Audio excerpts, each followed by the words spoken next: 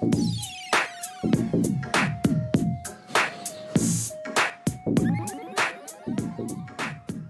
everyone. You are listening to Heart of a Volunteer Veterans Podcast. We are here recording in beautiful Southern California, and I am your veteran guest host, Brent Moreno.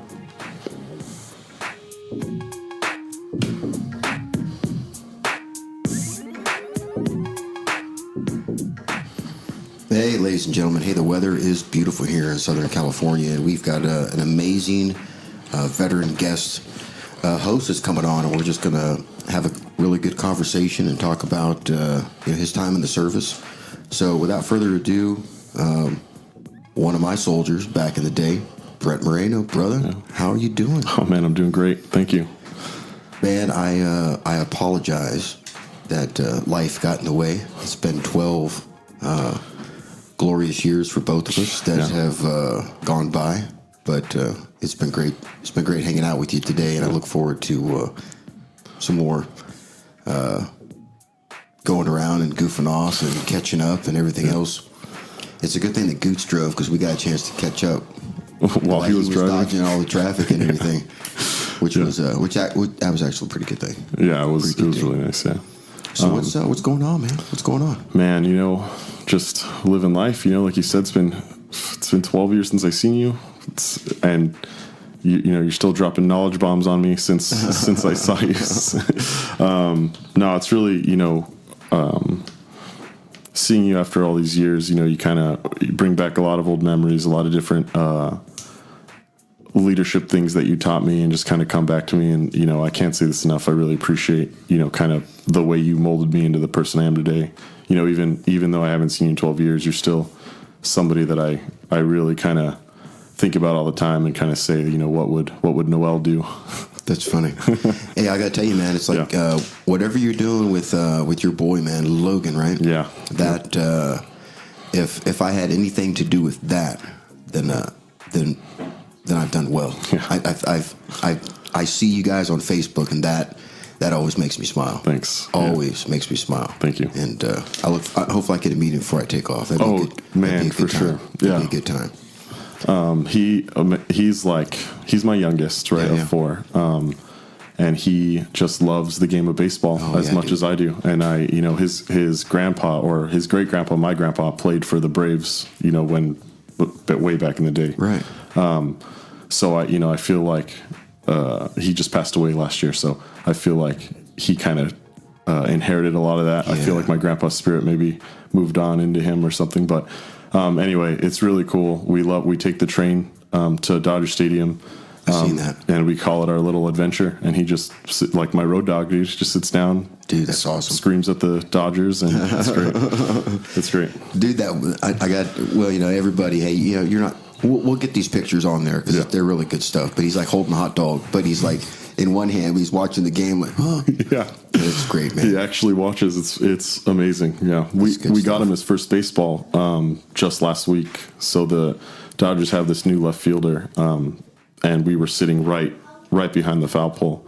So he threw him his first baseball ever. So that was a great time for us. He was super excited. He was going crazy. So it was a good time. Yeah. You got a place to put in his room? Yeah. Well, we're gonna put it in a like glass shelf and all that. Yeah. So, yeah.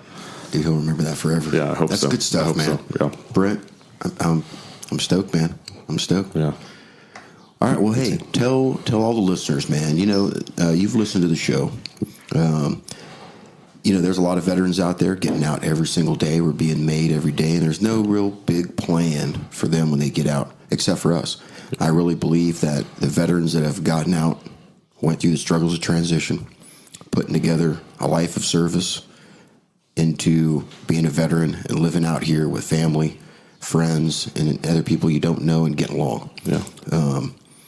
Everyone's been through their struggles, but the show, we're kind of a warning sign out there, a signpost for those new veterans. Yeah. Hopefully they come on and listen to the show, and they're like, I'm not doing what Noel did. And I hope that what I do stops people from making those mistakes. Right. So, right along with your story and everyone else's, let's let them have it. Yeah. So I do want to kind of preface You know, like I've been listening to the show. I love the show. Yeah. And I feel like you've had great veterans on here. Some of them I actually know and served with and love those guys.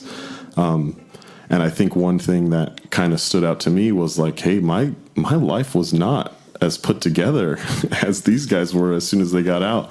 And I kind of just want to, you know, like I want to start telling my story by saying like, you know, my intent is to let people know, like, you know, sometimes, you know, when you get out right away, you are going to be lost. You know, you are going to not understand how to adjust into civilian life. And you know, I think a lot of what I went through, hopefully somebody will listen and say like, oh, okay, like it can be this tough, you know, and I just got to kind of power through and get better. So absolutely, yeah.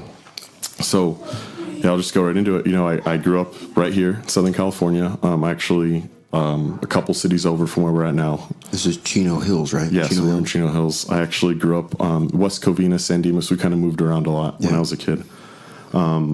But, you know, I joined in 2005, so I was on the delayed entry program out of high school.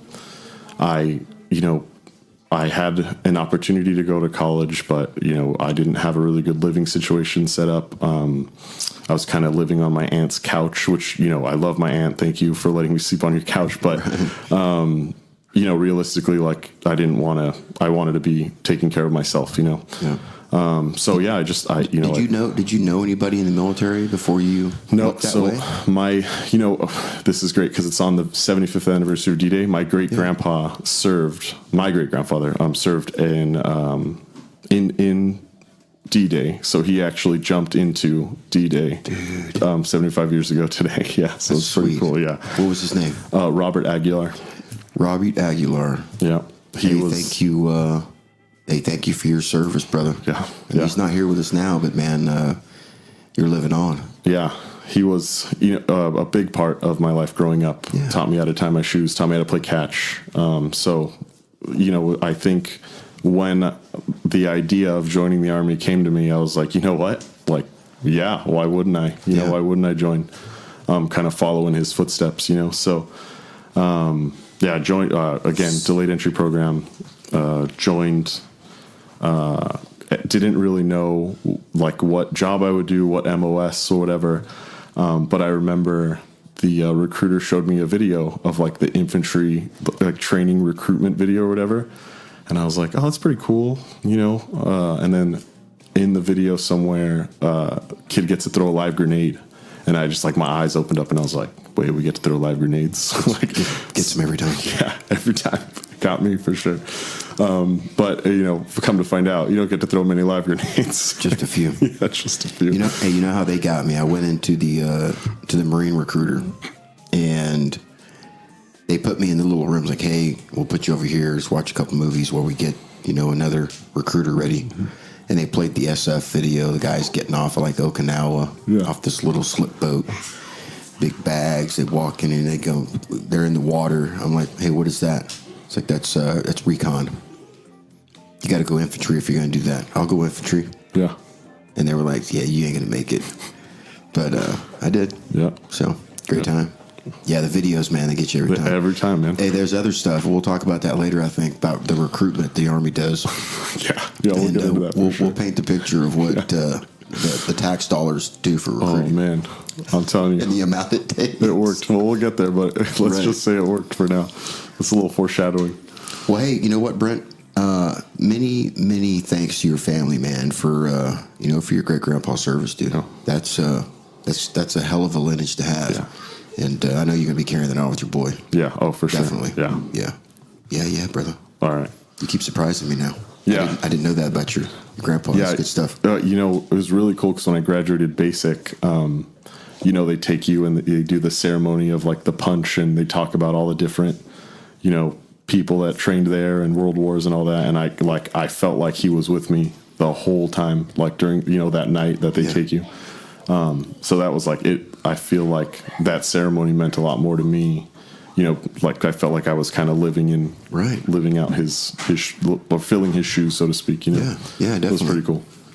Anyway, so yeah, I joined right out of high school. I played football, a little bit of baseball in high school, so I was pretty fit. I think after football season, senior year, I kind of let myself go. But basic training, I don't think it was that hard. I think it was like hell week for 13 weeks. Yeah. Somebody yelling at you all the time. Don't take it personal, that kind of thing. Super, super easy. Get along with the guys next to you and figure it out. Yeah. So for me, it was just more like, okay, like this is what you have to do. You got to put your head down, do what they tell you, and work hard, and that was it. So it was pretty easy. I tried not to stand out. I'd always heard the old, like, don't stand out or they're going to pick on you more kind of thing. So just kind of kept my mouth shut, worked hard. Got stationed in Hawaii, which was freaking dream come true. Blessing. God, I love it.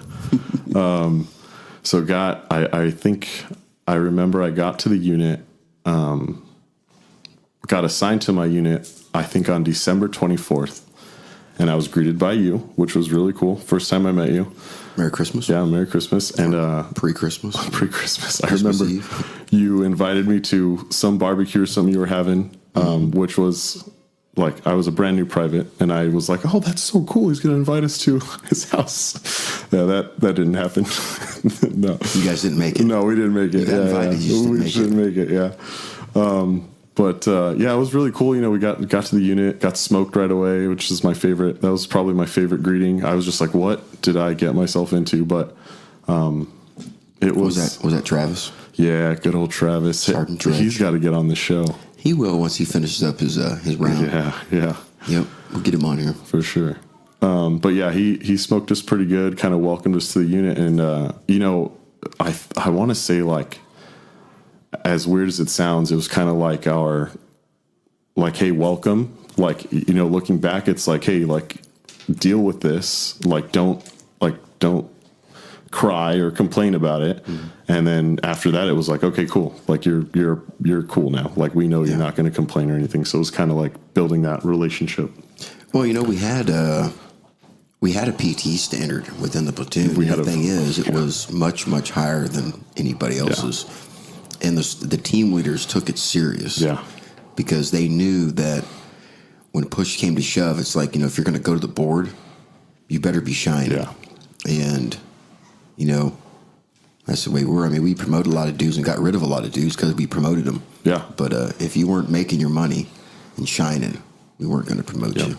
And dudes got promoted because we had the best PT average in a battalion. So. Oh, absolutely. And like I said, when you're 18, 19, and you first get to a unit and you don't know what the hell's going on, you're like, what? Like, why is this happening? That's like it's the Jedi mindfuck effect. Yeah, exactly. It's like everyone's playing tricks on me, and I don't know what's going. Yeah. I'm just going to do it. Why am I doing this? I don't know. But I have to. I have to do it. The people are clapping. Yeah, right. I must be a hero or something. Yeah. So, obviously, like a lot of looking back made me realize, like, oh yeah, it's because, like you said, our PT scores were through the roof. We were, I was in the best shape of my life. Yeah. And it was just great. So, trained with the unit, obviously became super close to everybody. Like, I really truly believe, having moved out to other units after, I really believe, like, our team leaders, our squad leaders. Who are these guys? Say their names. So, man. like, who are these guys? Well, Staff Sergeant Perkins, Sergeant Smith, Sergeant Sanchez. Sergeant Sanchez is probably the closest for me. I like Sancho. Oh yeah, good old Joe. Good leader. He's a great leader. People like Harrop, Alderman, Drudge, even like some of the specialists like Kraft. Mm-hmm. Those are a lot of the people that, even though, like, you don't know anything, they would take the time, pull you to the side and be like, hey, this is how you do this. Right. Do you understand what I'm telling you? No, I don't. Oh, okay, well, I'll show you again, but you better learn it this time. You know what I mean? Yeah. Like, it was kind of that tough love. But looking back, you can, or I can really see, like, it was all for a reason. Mm-hmm. They all made sure you knew what was going on because they knew the importance of it. And with that, like, I don't think I've ever seen or heard of another platoon that I think cared so much about the training and making sure every single soldier, like, knew what was going on. Well, at least from my perspective, I felt like I was very well trained and understood like what was happening all the time. So I will never forget my time in Spartan Platoon. Well, I'll tell you what, man. You guys had one of those unique experiences that happens in the military where you've got a good-sized group of guys that just deployed like less than 9 months before that. Yeah. Went and trained, got you guys integrated in. And the thing is, like Colonel McBride and Sergeant Major Coleman, they had this thing where it doesn't matter if you deployed. You went and got your CIB. When you get back and you get new soldiers, it's not their fault that they didn't go to combat. Right. They're trying to get here. So don't hold that against them. So there was none of that, I'm greater than you. Right. Because now there were some people that did it. And here's the thing, there has to be some of that. Mm-hmm. Because if there's, hey man, there's nothing big, there's no big deal about combat. It's just shit. You can't say that because now you've taken away the mystique of it. Right. And as a young leader, you still want to have a little bit of that. Hey, listen, guys, when we get over there and deploy, it's going to be like this. Yeah. And then you're in that, like we were talking about earlier, teach, coach, mentor. Yes. But we didn't have that the viciousness of I deployed, you didn't. I got a CIB, you did. I got a combat patch, you don't. It was like, hey, brother, at any given time, that thing ain't going to protect you. Right. The guy that you're training right now to go and earn his with honor and distinguish himself within the platoon and the Army and his family and himself, herself, that's what you owe him. Yeah. And those dudes you're talking about, like Kraft and Drudge, those guys understood that. Yeah. And I'll always thankful for those guys, the way they led the platoon. Yeah. I'm telling you, man, it's humbling. Dude. Don't make me cry over here, bro. I'll get pissed. But no, man, that stuff's moving, man. And, it's I'm glad you got to be a part of that. Yeah. It was hopefully you get a chance to talk to those guys and they get some stories going. I hope back so. and forth. It'd be fun. It's good banner. I forgot to mention Specialist Randolph, who was good old Randolph. Kevin's a good dude too. He's a great dude. He was my first team leader when I got there, and he was so knowledgeable about his job. He just loved to party, his extracurriculars. Yeah. Which, no fault. We're young, we're young kids. Oh, yeah. He just got back from deployment. So, like I said, a lot of it's looking back, but he was always there to coach and mentor, right. and then hold you accountable when you messed up, Yeah. So, he was really cool too. He needs to get on this show for sure. I got to get him on here. I'll reach out to him. Yeah, you got to. I think he lives in Arizona. I need to go to Arizona. Yeah, you got to go. In fact, I think I'm going to be in Flagstaff sometime end of the summer.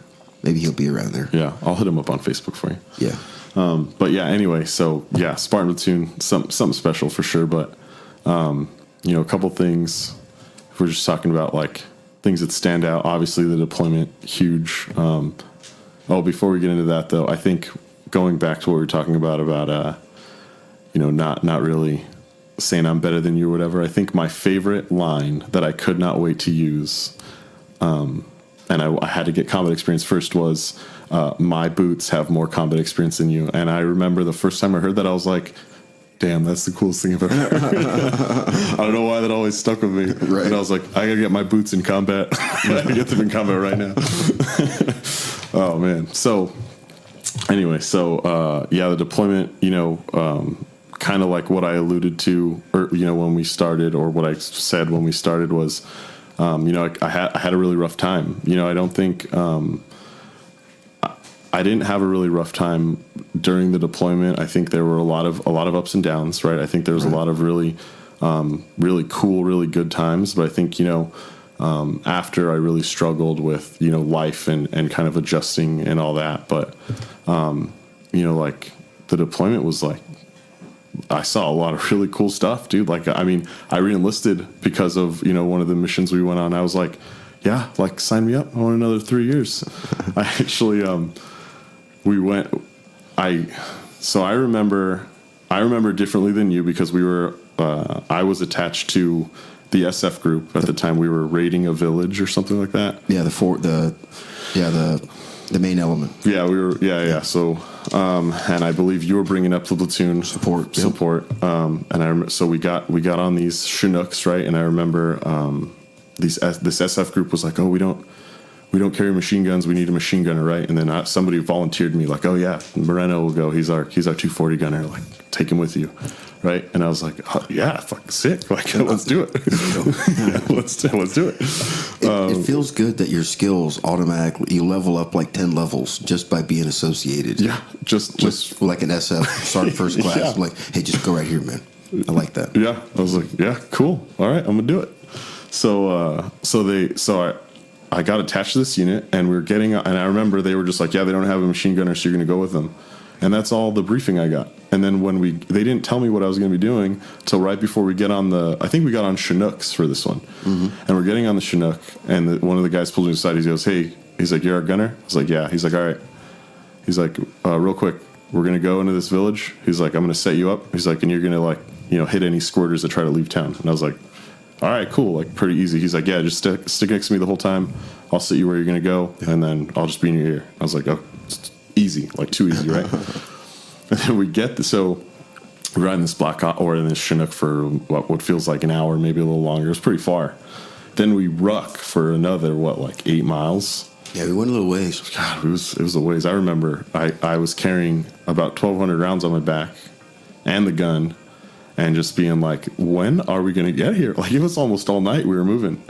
Anyway, so we finally get onto the target, right? And all I remember is the SF, like, we're looking at this house, and it must have been kind of a silhouette of it. Yeah, like a silhouette of it. And I remember we must have been like maybe 50, maybe 100 meters away, but I felt like we were really close.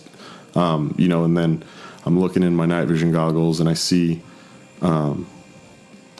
like this guy walking on the outside of this house that we're supposed to attack. And I was like, oh shit, there's a guy right there.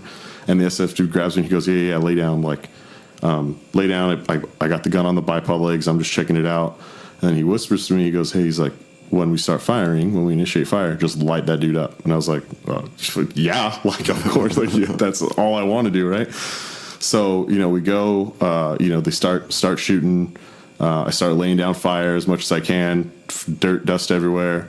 Machine gun starts shooting at us, right? I start shooting at the machine gun until that stops. Then the dust kind of settles, right? And I remember just thinking, like, okay, like, it's going to happen.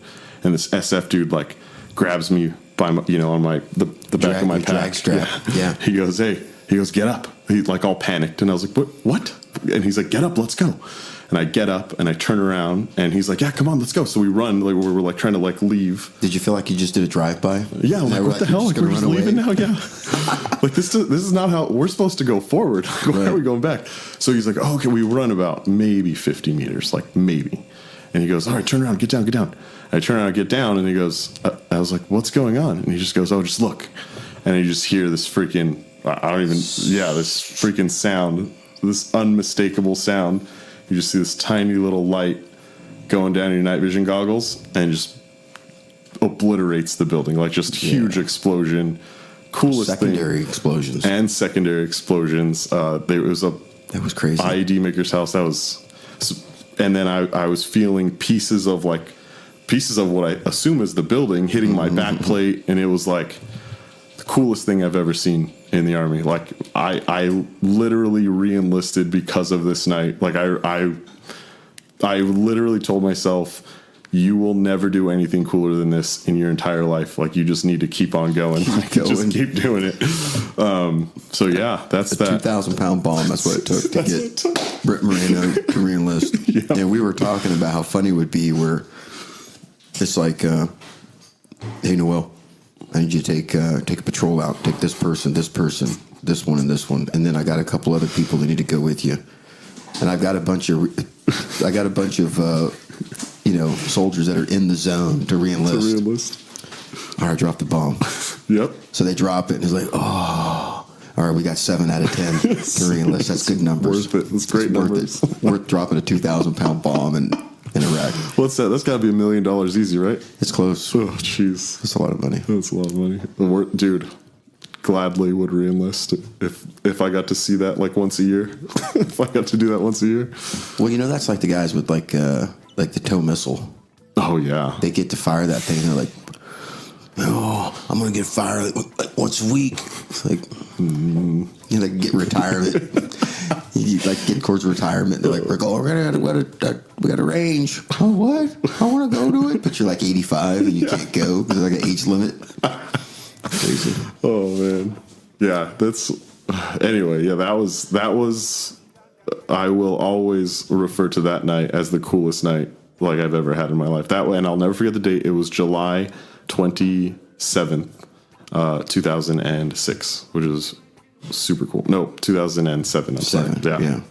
We deployed in August 2006. Well, yeah, I will tell you what, man. That movement was tough. The water, the ditches on that thing, the terrain, was crazy. And coming out of vehicles, we've been in vehicles the whole deployment. It's not like we were in Afghanistan where we walked everywhere, where our PT was like holding. It was gone. No, yeah, we were out of shape. We did good. Yeah. For what we did, we Spartaned up. I fell in a ditch, and an SF guy had to pull me out. It was very embarrassing for me. It was a very embarrassing part of that story. Things happen, man. It happens. Yeah, I remember. Yeah, but just that was like obviously the highlight of the deployment for me. But we went through a lot of tough times too. We lost. Obviously we lost Doria. Yeah. We lost Walk Up. And then PD and Alderman got hurt, lost their legs. So it was really tough. And I feel like especially with Doria, I didn't get to go on that mission. Yeah. And I kind of felt very guilty, like survivor's guilt, even though, even if I was there, I wouldn't have made a difference. Right. But, I carried a lot of that, as hey, you weren't there, you could have been laying down fire, or you could have been doing something. Maybe it would have turned out different, and, I struggled so much when, I struggled when I was in, but it's that old, hey, don't show, you're struggling, you're fine, just let it go, whatever. That toxic business we talk about. Exactly. Yeah. Which is, very silly. Now, looking back, it's like, dude, if you needed help, go get help, and, for anybody out there, dude, just go, go talk to somebody, just go do it. It's so much better once you kind of get to that point. But yeah, so, adjusting to when I got out all the way, I didn't have the camaraderie. I didn't have a job. Yeah. And, didn't have somebody that looked out for me, or somebody to go to, hey, I don't know how to do this. Has somebody done this before? The old, there's always somebody that's been through it in your unit that can help you. And the old salty guy that's exactly. Yeah. And, I not having that support system and kind of struggling on my own, I just felt so alone. And it was just really hard for me. Did you maintain contact with the guys that were still on active duty when you were out? I tried. A change in that. Did you notice that? A change? Yeah. You know what? If I think about it, I would. Yeah, a little bit. Even Goots, who we're here with today, he was still in for a couple more years, and I didn't talk to him that at all really that whole time. Medina, who was one of my close friends, he was still in. It was almost like that was it. Oh, well, you're not living the life anymore. And I don't think that they meant it that way. I think that it's just well, what do we talk about now? You know what I mean? Well, I think the other thing is it's the priorities. Their priorities are different than yours now. Right. They don't know if their priorities are going to be life and death. Right. That's true. For you, when we get out, it's man, am I going to be able to pay rent, still buy beer, and still go to the movie? And man, I still like to get some new shoes every once in a while. I hope this doesn't cramp my style. Right. We got our stuff is very minor compared to our old lives, true. Which is, and the thing is, we would be pissed. And I think that's the thing. We know not to call them out on it. Right. Because we know better. Right. Because we would do the same thing to them. That's true. But we just don't really identify it that way. Yeah. We just say we're out here alone. Mm-hmm. When in all actuality, maybe maybe a heartfelt, maybe not even heartfelt's the right thing, because that's, for some folks that just doesn't come at all. But a note and a care package. Yeah. Send it to them.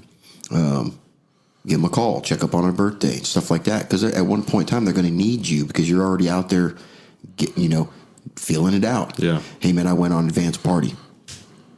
For your next mission. With being a veteran, I'm out here, man, 2 years ahead of you. Hey, this is what I've learned. Here's my recon information. Yeah. To kind of help them out. Yeah. Which is what we're doing here. Yeah, and it's funny because obviously I've never thought of it that way, but it makes way more sense now that you're kind of putting it into words. But now that they're all kind of getting out or they're already out, it's like I have that support system They're back. coming to you. Right, exactly. Yeah. So we have our group chat and we hit each other up. Hey, what's going on? Everybody all right? I think. It's funny because Medina is super into investing in Bitcoin. So he's sending us links all the time like, hey. I don't get any of those. Yeah, me neither. I don't understand it, so I stay away.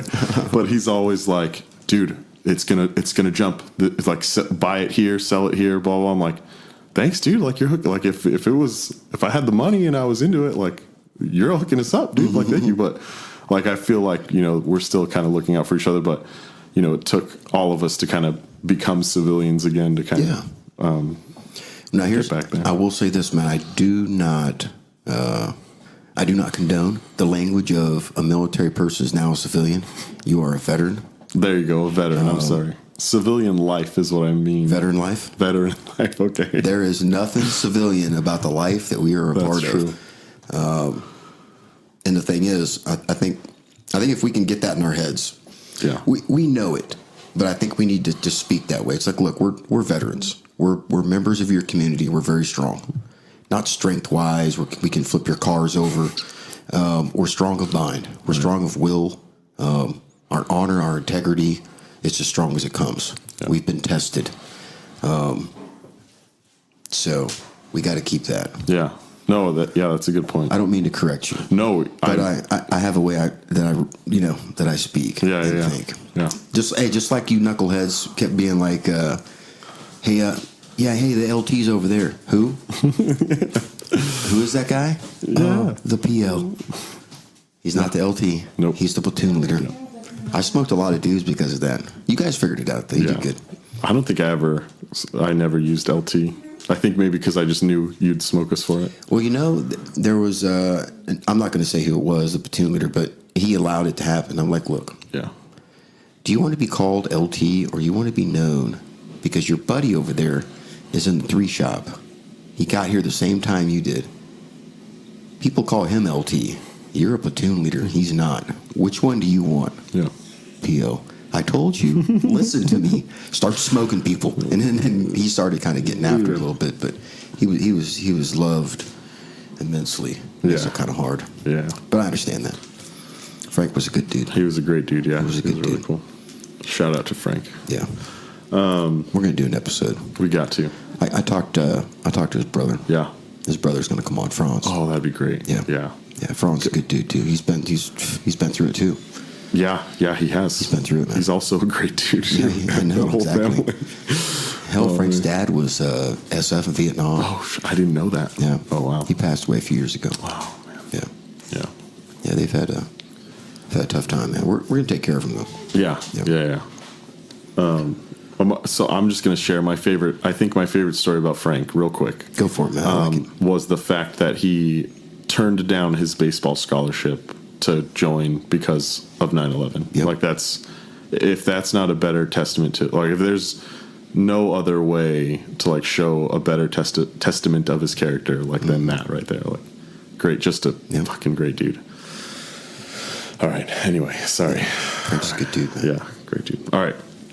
Anyway, so mentioned earlier, had a tough time adjusting, right, to say the least. So got out. Hey, so where you're right back here in the area? Okay, yeah. Again. So I moved back, Southern California. Struggled to find a job. Struggled to find like a good, well-paying job enough to feed my family and my kids and stuff like that. So took what I could get. I actually was like I became what is it called? Like a temp worker. So I went to like one of those companies that like places you in a job or whatever. Yeah. And it was like warehouse work, $10 an hour. I think I actually started at $9 an hour. And I was moving boxes, moving pallets, just labor intensive, like crazy. And you know, me, I'm like, dude, like, this is easy. Like, I was in the Army. I'll do labor all day. We built a fort out of sandbags, dude. Like, we built a patrol base. Like, I'll do this all day. So that's funny. Yeah, dude. So, you know, I was a E5 when I got out. I was a sergeant, NCO when I got out of the Army. So when I moved to warehousing, I actually like found I liked it. Like, it's never the same thing every day. Labor intensive, days go by super fast, and I busted my ass, dude. Like, for 3 straight months, I worked super hard, and they hired me as a full-time employee from temp.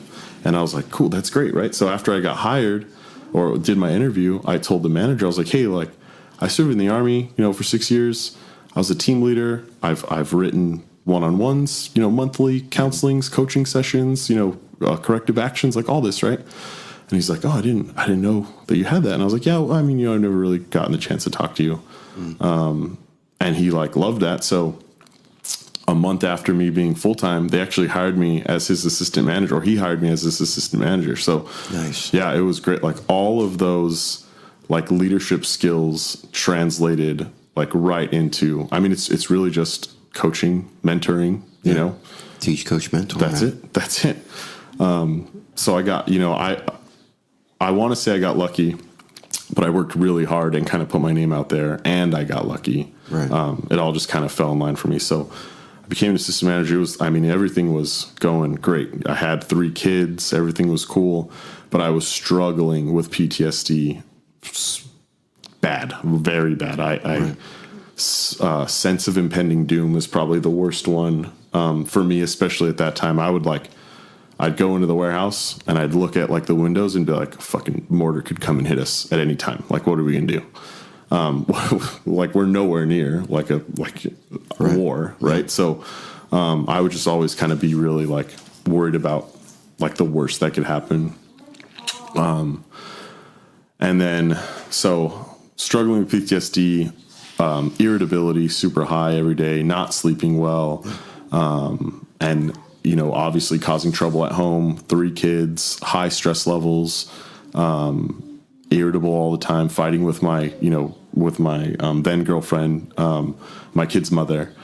And then it just, you know, it got to a point where she just couldn't deal with it anymore. Right. Yeah. So, I remember like, she just very calmly was like, are you even happy? And I kind of like, at that time felt like she wasn't supporting me with my PTSD. She just kind of always thought I was like dramatic, or like, I just felt like she didn't really believe that I was having such a hard time.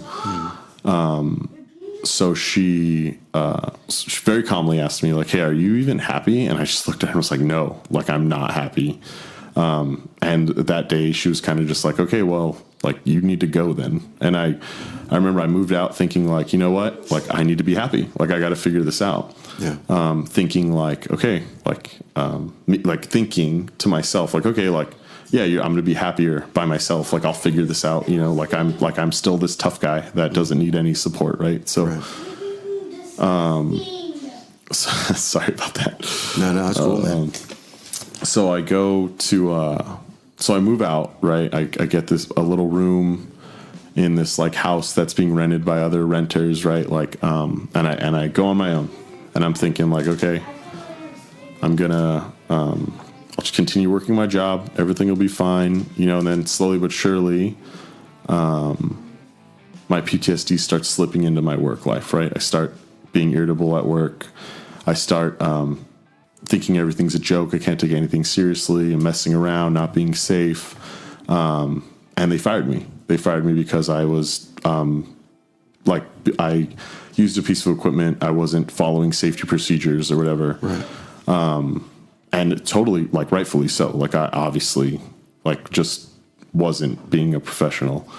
And then, so that's when I went and I tried to get help, I should say.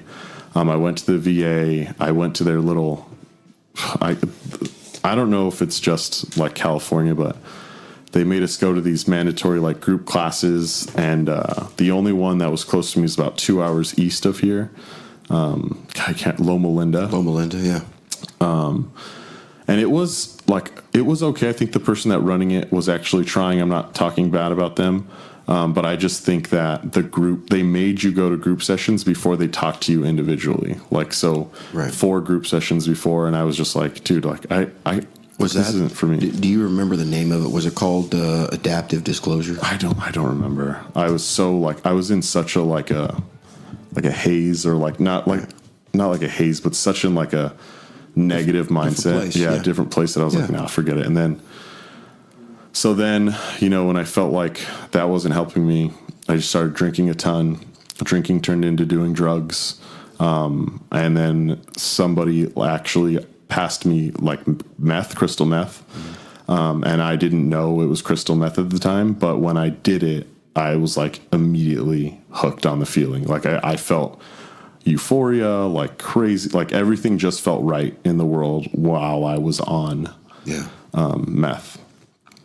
And I actually continued doing it for about 8 months. And I would wake up in the morning, I would snort a line, get me through the day. Then start doing 2 lines, one in the beginning of the day, one in the middle of the day, for like 8 months. I found a new job, which was cool, but I was still using every day. Yeah. And it wasn't, I was just on a really like dark path. Like I was just. What's your family doing right now, man? Are you staying away from them? Are they catching you with this? No. So this is the worst part. I wish somebody would have caught me, right? Maybe it would have helped me. Yeah. But because I was living alone, nobody would know. It's a very like discreet, snorting. So there's no smell. There's no nobody knows, right? It's just like, oh, I'm going to the bathroom and I'm gonna fucking rack a line and snort it and put it on my nose. And yeah, I just acted like everything was cool. I'd pick up my kids on the weekend, like still all messed up. And and it doesn't really alter your state of mind. Like I'm not like going to freak out and go off the rails while I'm on it. It just really makes you like euphoric, like everything's like happy. Right. Yeah. So I'm not saying what I did was right. Like I picked up my kids all messed up, but,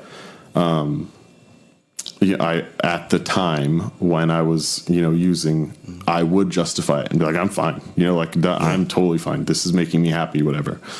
But like I said, I wish somebody would have caught me. I wish somebody would have, and I got super skinny and my family would be like, why are you so skinny? And I'd be like, oh, I don't eat. Like I'm living by myself. I don't really cook for myself, whatever. I just kind of had an excuse for everything. So, when the high would go down at night, I would be lonely, contemplating suicide. Like all of the most terrible thoughts would come into my head because the drug was, leaving my body, and my body would start feeling withdrawals. So, it would just cause you to use more, right? Right.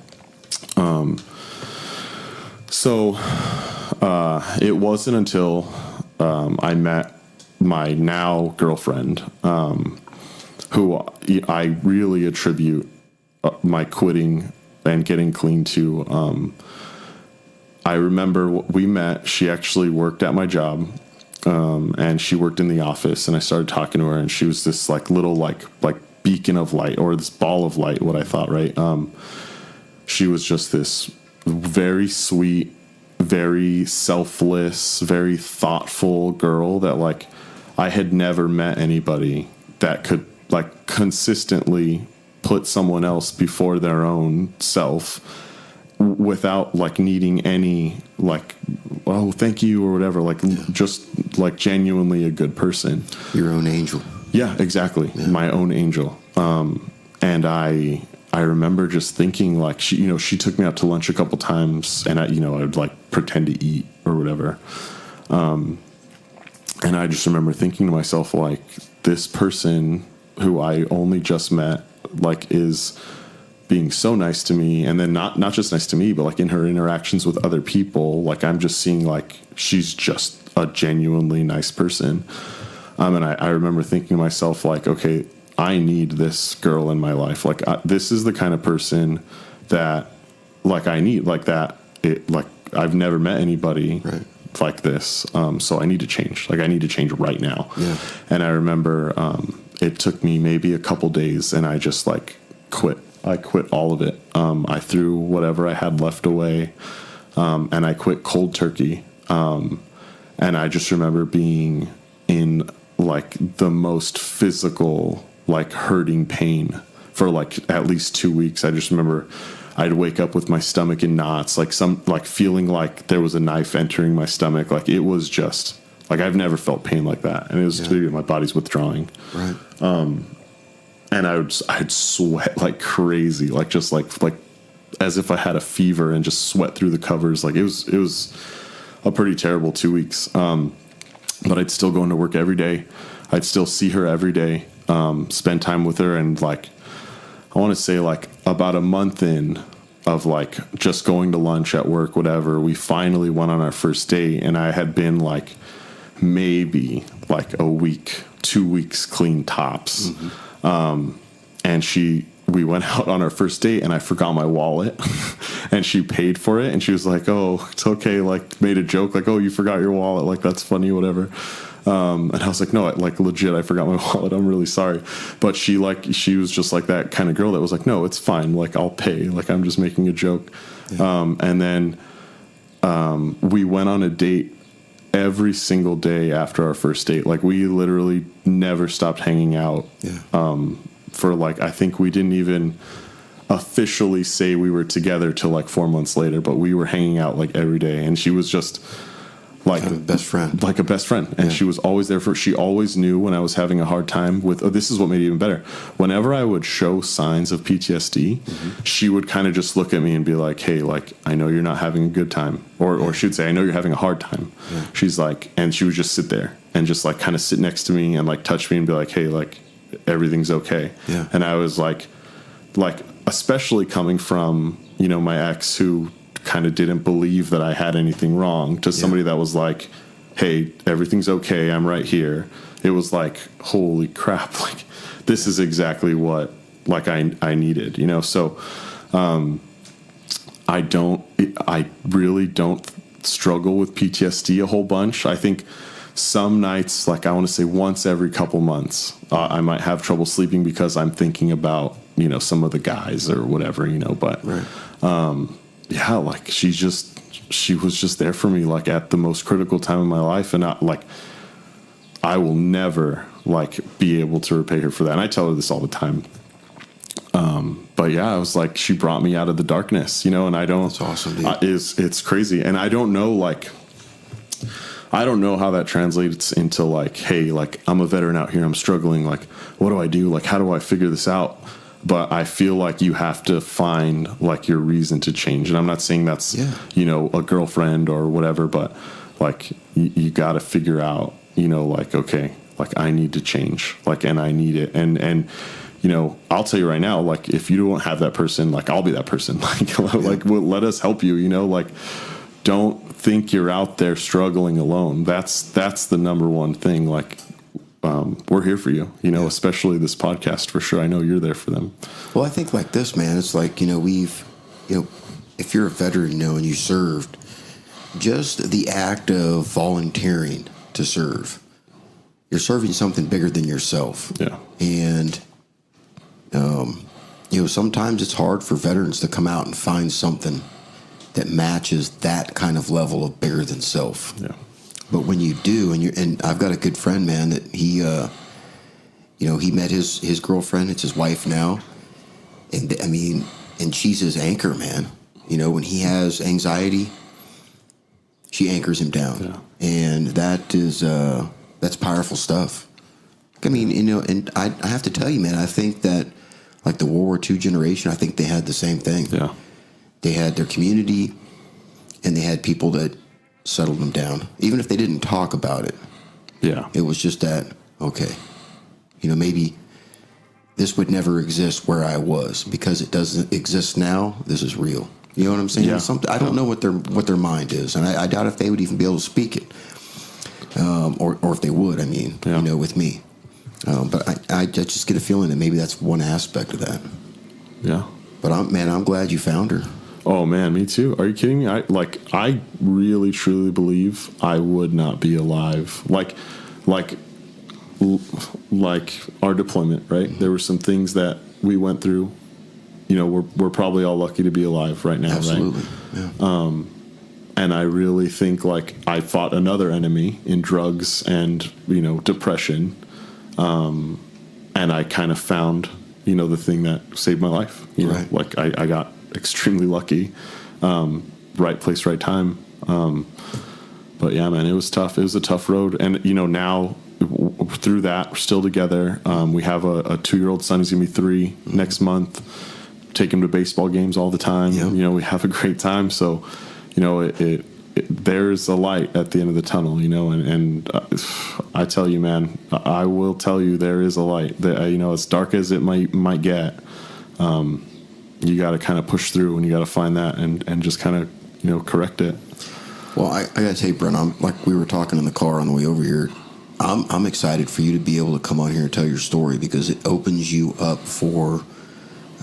because you understand how important it is to have the warning signs, to have somebody there to help you get through it. And I think there's some veterans out there, man, that are going to get some of your passion for it. Yeah. Not just on the podcast, but in the local area. I know I'm putting you on the hook right now, and I'm telling you to go out there and engage some of these veterans and help them out. That right there will make what you've gone through and what you've done even that more important and special to other people. Yeah. So I'm excited, brother. Yeah, me too. I hope somebody can listen. Hopefully there's somebody out there that goes, you know what?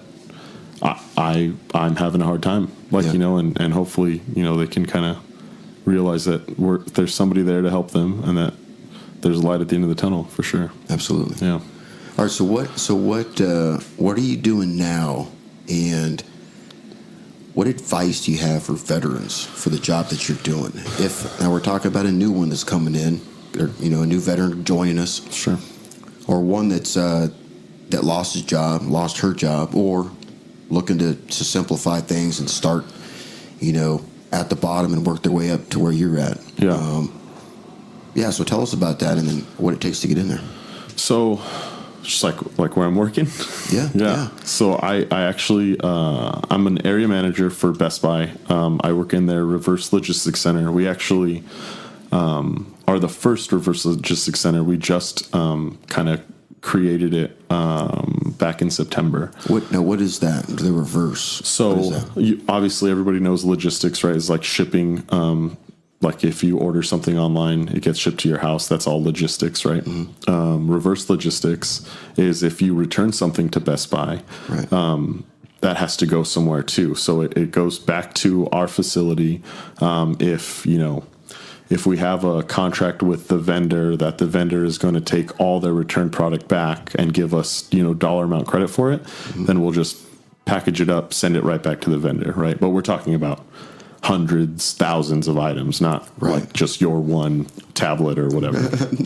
We're not going to send one thing back. That's how we think, though. Right. Yeah. But we're talking. I set my phone and it's not back tomorrow. Right. Yeah. Exactly. But there was 1,000 of them. Yeah. So, and then if Best Buy says like, hey, you returned a brand new iPad or this iPad looks really good, but Apple doesn't doesn't give us dollar credit for it, so we don't send it back to them, then Best Buy's going to say, okay, well, why don't we test it, see if it still works, see what kind of condition it is, and then sell it as an open box or a refurbished product. So it's all about recovering the money that would be lost from your returns. Like if you return it, you get your full money back. Mm-hmm. That product is used. So like Best Buy's not going to get their money back. They can't sell it again unless, we bring it back to our facility. We'll test it, we'll clean it, we'll make sure it's in good condition. If it's an A grade, right, we can turn it around and sell it as a refurbished on bestbuy.com or open box on bestbuy.com, whatever. And then we'll take 10-20% off of it, and then we'll make 80% recovery on your return. So we only lost 20% of that money instead of the 80%. Now, what does a veteran? With 100%. kind of veteran discount does a veteran get if he comes there to your reverse warehouse and sees you get one of these iPads? Nah, nothing. Nothing now. Yeah. Nah, I wish, man. Nah, don't do that. No. Don't jeopardize your job for an iPad for a veteran. Now, if he's got a sucking chest wound, you jeopardize your job for it. But for an iPad, I'm not going to do that. No, he doesn't need it. They don't need it. Yeah, but they can't use it. No, yeah, they don't need it anymore. Bangers, big fingers on small stuff. Get out of here with that crap. Lots of hard work. It took me. So I got lucky when I got to Best Buy. I started off as I actually moved from the job I met my girlfriend at. I was a assistant manager in the warehouse. Mm-hmm. I took a demotion and a pay cut to move to a bigger company, Best Buy, obviously. Mm-hmm. And I just busted my butt, dude. Yeah. I was a team lead. So I was in charge of people, but not really, right? I was in charge of like making sure the work was getting done correctly and efficiently. But wasn't really allowed to have those conversations on the floor about like, hey, you need to move faster. You need like coaching, mentoring, stuff like that. Yeah. So, it was a little bit of a struggle, but, I got lucky again because the supervisor I had was very like, hey, like, you have a lot of experience. I'm going to let you have those conversations, and then that'll help you mold you to like get to the next level. So, did that for about a year. Assistant or a supervisor role opened up. I applied for that, got that. Military experience, teaching, coaching, mentoring, dude. Yeah. That's all. Just got to do that. That's all I do. So got a supervisor position. That we restructured and we made the reverse logistics center. So my position actually turned into an area manager position. And yeah, I'm managing a team. During low season, I have about 15 employees. And then during peak season, which we just finished, I have around 35 employees. Yeah. So, again, man, just teaching, mentoring, coaching, making sure you're there for your team all the time, making sure they have the tools needed to get the job done, and then, coaching them all the time, coaching them. Hey, you did a good job. I want you to keep doing this right here, or hey, you made a mistake. Let me help you fix it. How can we prevent you from fixing this in the future? And then, dude, communication. Like, if I could say anything about good leadership, it's communicating with your team, dude. Like, let them know what you're thinking. Let them know what the plan is long term. Yep. And then bring them along for the ride, dude. Like, it's pretty easy stuff. Cut out the mystery. There should be no mystery. Yeah. But yeah, it's a good time. It took me a long time to kind of get there. But I like what I do. Warehousing is really fun stuff. You never know what you're gonna, what your day's gonna bring. So a lot like the military, kind of adapting and overcoming every day. So Semper Gumby, cool. Always flexible. Yeah, I like that. I didn't know that. Hey, Brent, thank you for coming on, man. Oh, man, thanks for having me. I think we're going to go get something to eat here. Oh, dude. Are we? I think we're Angel Stadium. I think get some bar food. I think that's where we're going. Sounds we're going to Angel Stadium. Carl Strauss Brewery, Golden Road Brewery. We'll have a good time. It's going to be a good time. Yeah. All right, we'll do a little outro here. I still don't know what's going on with Goots. He'll figure it out. He'll wake up soon. Hey, ladies and gentlemen, thank you for joining us today. Brent Moreno and episode 17. That's right. Right here on Heart of a Volunteer Veterans Podcast. Here, we're going to have Brent come on here some more.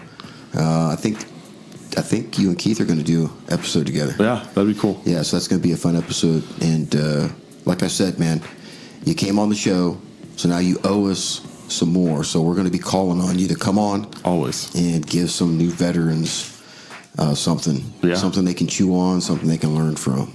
Yeah, teach a coach and a mentor, brother. Absolutely. All right, everybody, be safe out there, and many blessings.